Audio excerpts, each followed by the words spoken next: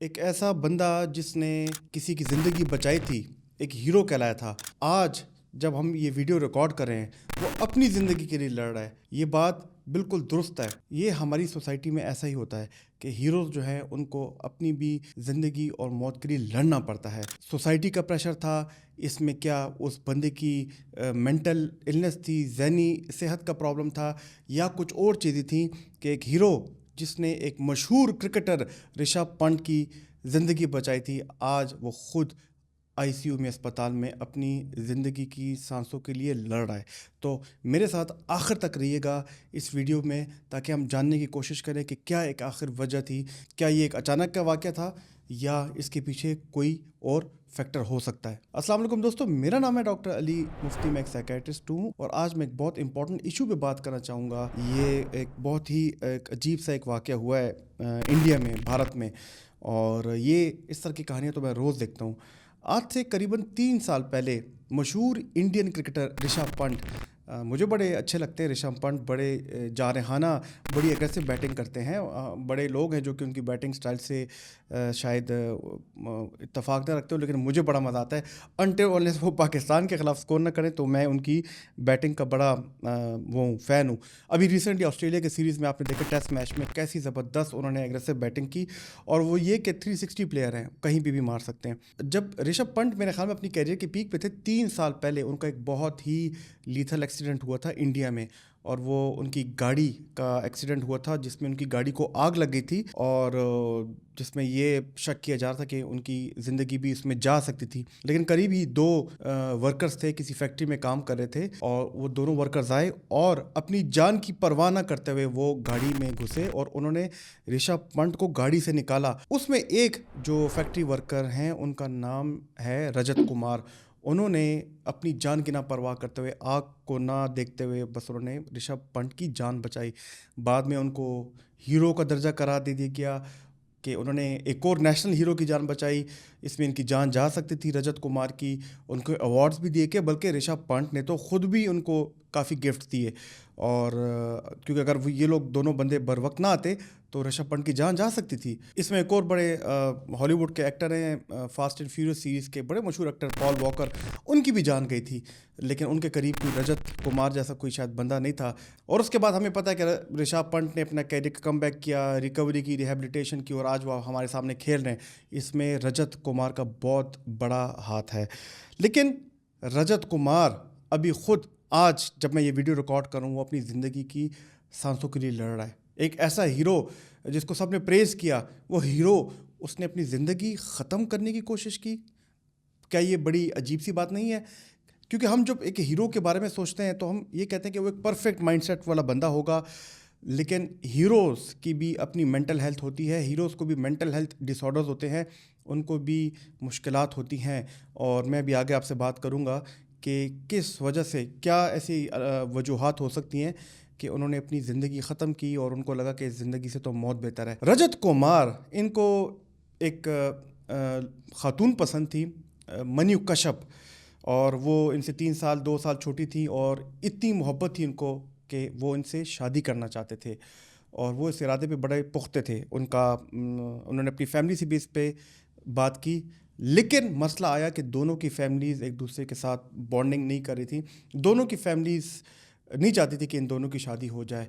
मैं इस पे कंफर्म तो नहीं कह सकता, मैंने जो थोड़ी बहुत वेबसाइट्स जो है न्यूज़ की, उस पे देखा। इसमें जैसे इंडिया में भी होता है, पाकिस्तान के भी कुछ इलाकों में होता है, ज़ात पात का सिस्टम था। जो कास्ट है ना, ब्राह्मण होते हैं और ये इस तरह के कास्ट, ज़ात पात का सिस्टम था, वो बीच में कहीं पे आड़े आ गया, और फैमिली ने कहा कि नहीं, कास्ट सिस्टम है, आपकी ज़ात मैच नहीं करती। लेकिन ये भी मैं इस बारे में कंफर्म नहीं हूँ, मैंने कुछ वेबसाइट्स पे देखा और वो वेबसाइट्स उस तरह ऑथेंटिक नहीं है।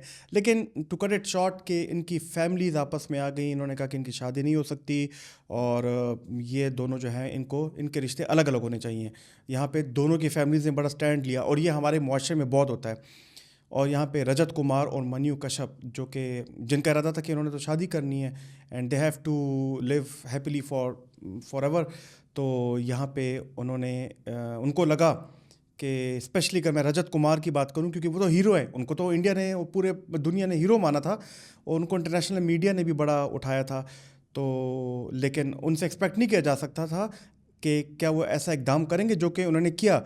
उनको लगा कि अब उनकी मनीष कश्यप के साथ शादी नहीं हो रही, तो उनको लगा कि अब वो बेबस हैं, उनको लगा कि वो होपलेस हैं, उनको नाउमीदी नज़र आ रही थी, सामने उनको ज़िंदगी नज़र ही नहीं आ रही थी कि अगर मेरी मनीष कश्यप के साथ शादी नहीं होती तो मेरी ज़िंदगी बेकार है।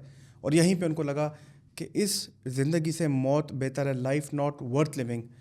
और यहाँ पे उन्होंने कहा क्यों ना इस ज़िंदगी को ख़त्म कर दिया जाए।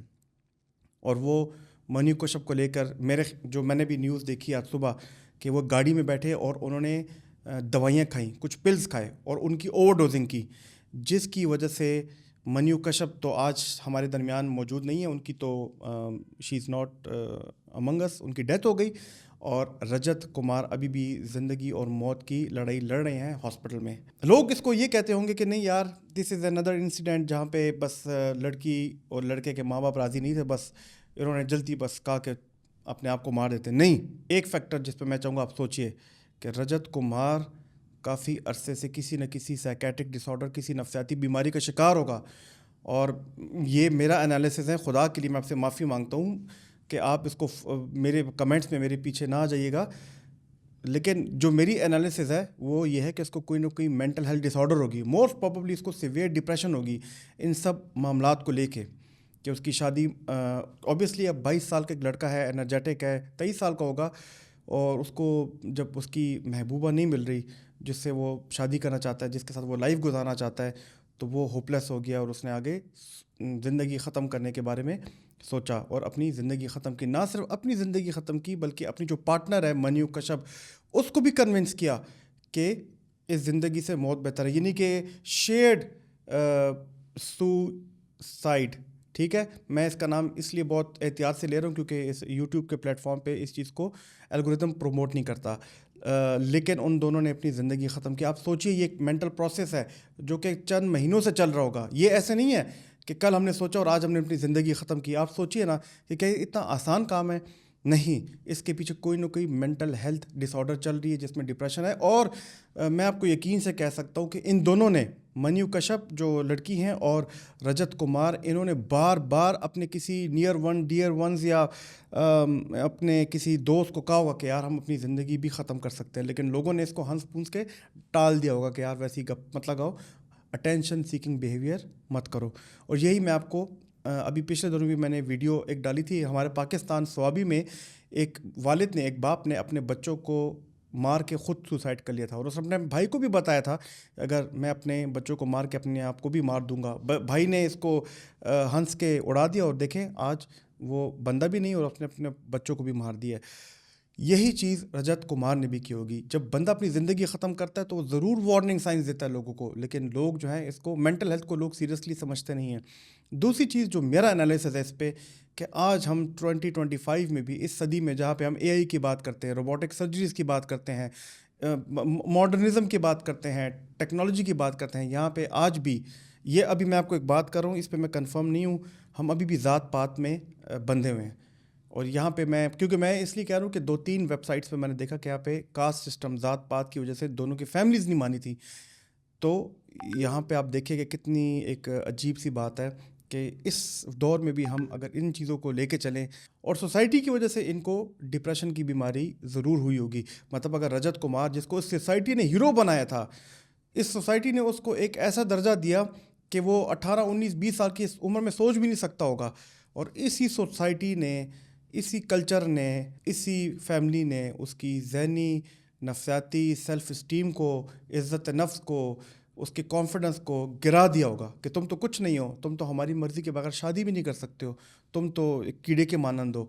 यहाँ पे जब आपकी सेल्फ़ इस्टीम गिर जाती है, आपकी सेल्फ़ इस्टीम को एक धचका मिलता है, और चाहे सोसाइटी की वजह से हो, चाहे पॉलिटिक्स की वजह से हो, चाहे कल्चर की वजह से हो, चाहे ज़ात पात की वजह से हो, तो इंसान की जब इज़्ज़त नफ्स ही ना रहे तो इंसान के पास कुछ नहीं रहता, और उसको यही लगता है कि अब इस ज़िंदगी से मौत बेहतर है और अब मुझे अपनी ज़िंदगी ख़त्म कर लेनी चाहिए, क्योंकि आगे क्या रहेगा। ऑब्वियसली उनमें स्ट्रेस कोपिंग इस एज में बहुत कमज़ोर होती है लोगों में। मैं वैसे ही जनरली बता रहा हूँ, और मैं ये समझता हूँ सोसाइटी का भी बहुत बड़ा हाथ है रजत कुमार को डिप्रेशन की बीमारी में ले जाने में, और उसको इंडिपेंडेंट ना करने में, उसको ऑटोनॉमी ना देने में। एक बंदा जो कि बालिग है, जिसने एक मशहूर क्रिकेटर ऋषभ पंत की ज़िंदगी बचाई है अपनी ज़िंदगी की ना परवाह करते हुए, तो उसको इतना हक होना चाहिए कि वो अपनी ज़िंदगी के फ़ैसले खुद ले सके और अपनी लाइफ पार्टनर को चूज़ कर सके। लेकिन उसको ये इख्तियार नहीं मिला। ये 2 से 3 फैक्टर्स, जिसमें मैं बार बार कहता हूँ कि उसको पहले से एक नफ्सियाती बीमारी होगी, जो एक सोसाइटी ने उसके साथ किया, जिसने लीड किया कि वो अपनी इंडिपेंडेंस, अपनी ऑटोनॉमी खो बैठे। इसकी वजह से उसने अपनी ज़िंदगी ख़त्म की। दोस्तों, मैं बार बार कहता हूँ कि ज़हनी सेहत बहुत इंपॉर्टेंट है। ये वीडियो लोगों के साथ शेयर कीजिए। अब आपकी जो भी राय हो मेरे साथ कमेंट में शेयर कीजिए, कमेंट कीजिए, ताकि हम मिल के लोगों में मेंटल हेल्थ की इतनी अवेयरनेस क्रिएट कर सके कि कल को एक हीरो रजत कुमार जैसे उनको ऐसी सिचुएशन का, ऐसी सैड एंडिंग का सामना ना करना पड़े। और याद रखिए, हीरोज़ की भी मेंटल हेल्थ होती है। अपना बहुत ख्याल रखिए, और अगर आपको मेरी दिल की बात पसंद आई हो तो चैनल को लाइक, सब्सक्राइब और शेयर ज़रूर कीजिएगा। अल्लाह ताला आपका हामी और नासिर हो जहाँ भी आप रहें। खुदा हाफिज़।